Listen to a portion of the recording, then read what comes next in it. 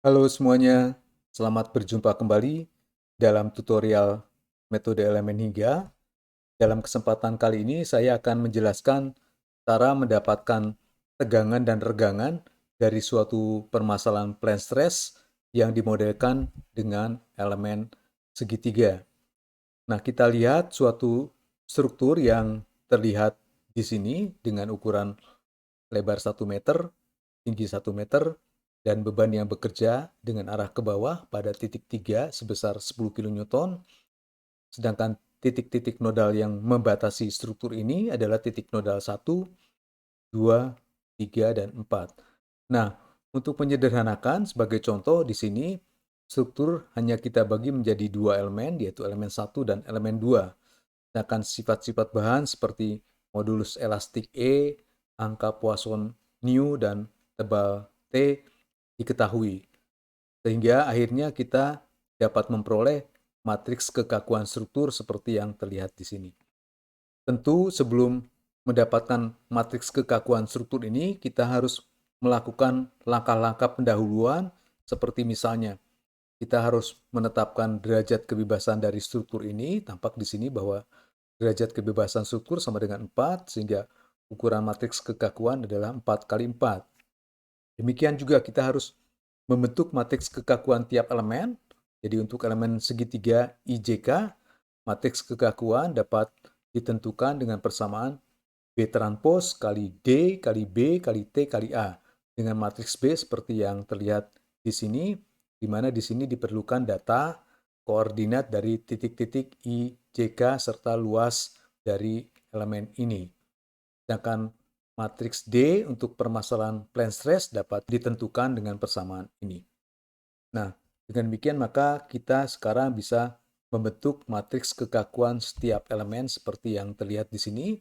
Misal untuk elemen 1 yang dibatasi oleh titik 134, 134, maka matriks kekakuan struktur akhirnya dapat kita peroleh dengan persamaan sebelumnya seperti yang terlihat di sini.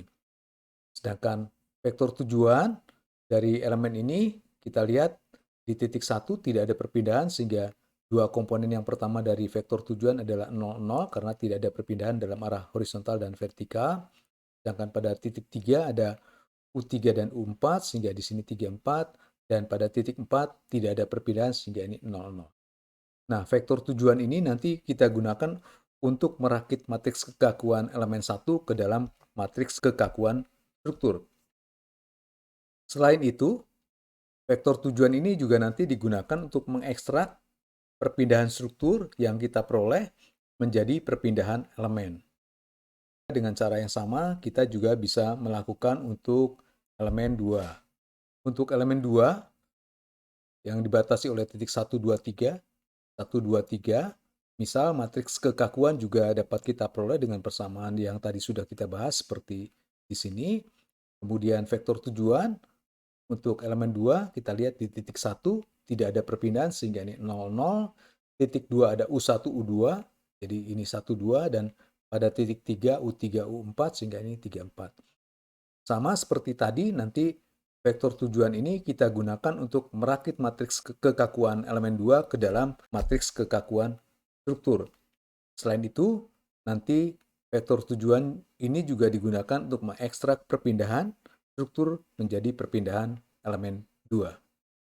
Dengan cara ini akhirnya kita mendapatkan matriks kekakuan struktur seperti yang tadi sudah ditampilkan. Dengan diperolehnya matriks kekakuan struktur ini dan P juga sudah diketahui, maka kita dapat memperoleh persamaan linier K kali U sama dengan P seperti yang terlihat di sini, di mana K ini adalah yang sudah diketahui sebelumnya, sedangkan P ini dari beban yang bekerja yang hanya bekerja pada derajat kebebasan nomor 4, maka elemen yang keempat sama dengan min 10 karena arahnya ke bawah, sedangkan elemen yang lainnya 0 karena tidak ada beban pada derajat kebebasan nomor 1, 2, dan 3. Nah, dengan diperolehnya K dan P, maka perpindahan struktur U dapat kita hitung dengan salah satu cara dari analisis numerik. Sehingga akhirnya kita dapatkan perpindahan U seperti yang terlihat di sini. Dengan diperolehnya perpindahan U, maka kita nanti dapat menentukan perpindahan dari masing-masing elemen dengan mengekstrak U ini menjadi perpindahan masing-masing elemen dengan vektor tujuan yang tadi sudah kita tentukan. Jadi kita lihat untuk elemen 1 yang dibatasi oleh titik 134, 134, ini adalah vektor tujuannya 003400 sehingga kita tempatkan di sini 00U3U400. Artinya bahwa di sini kita lihat bahwa untuk elemen 1 ini hanya dipengaruhi oleh U3 dan U4. U3 dan U4 ini diperoleh dari perpindahan struktur yang tadi sudah kita dapatkan. Nah, dengan cara yang sama, kita juga dapat memperoleh perpindahan untuk elemen 2. Elemen 2 yang dibatasi oleh titik 123 dengan vektor tujuan 001234, maka sama seperti tadi, U untuk elemen 2 ini 00, 00, kemudian 1234, U1, U2, U3, U4, di mana U1 sampai U4 diperoleh dari perpindahan struktur yang sudah kita hitung. Nah, dengan diperolehnya perpindahan pada setiap elemen, maka kita nanti dapat menghitung atau menentukan regangan dan tegangan dari setiap elemen. Nah, kita tahu dari pengetahuan kita sebelumnya, untuk suatu elemen segitiga sembarang, IJK dengan elemen E, maka regangan dapat kita tentukan dari persamaan B kali U untuk elemen tersebut. Sedangkan tegangan sigma adalah sama dengan D kali B kali E dari elemen tersebut. Kemudian dari persamaan ini kita lihat sigma atau epsilon adalah B kali U, sehingga ini kita ganti menjadi epsilon, sehingga akhirnya tegangan atau sigma sama dengan D kali epsilon. Dengan B adalah matriks yang sudah kita tentukan seperti tadi. Demikian juga untuk matriks D untuk permasalahan plane stress dapat kita tentukan seperti yang terlihat di sini. Nah, dengan menggunakan persamaan-persamaan ini, maka akhirnya kita dapat menghitung regangan dan tegangan pada setiap elemen. Kita lihat pada elemen 1,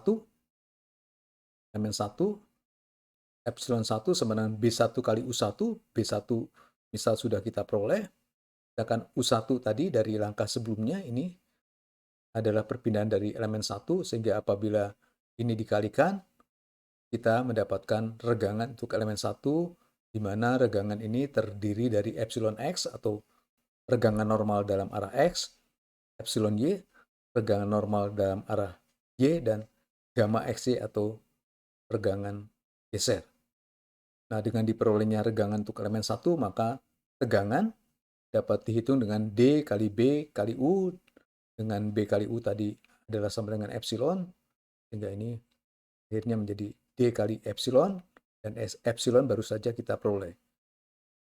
Dengan demikian, maka dengan mengalihkan ini D kali epsilon, di mana D adalah ini untuk permasalahan plane stress, sehingga akhirnya kita dapatkan tegangan dari elemen 1 seperti yang terlihat di sini, di mana tegangan terdiri dari sigma X atau tegangan normal dalam arah X, sigma Y, tegangan normal dalam arah Y, dan tau XY atau tegangan geser untuk elemen 1.